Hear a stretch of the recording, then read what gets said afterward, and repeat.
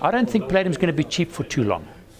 We think prices will start rising as more and more is being consumed in the automotive industry. Just think about China. I mean, China's a gasoline market. India is basically a gasoline market. They're using predominantly palladium catalysts, and those markets are growing still. When the Western world comes back, or the developed world comes back, and those car sales start taking off again, and you combine that with Asian growth, then palladium's going to be in a deficit. Could it go back to $1,000? In the short term, no. And why not in the short term? Primarily because there's an inventory held in Zurich of about a year's supply.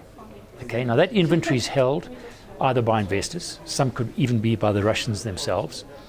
And that inventory, a large part of that inventory was built up at prices higher than where we are today. And I think that metal will be released in times of shortage, provided the price incentive is there.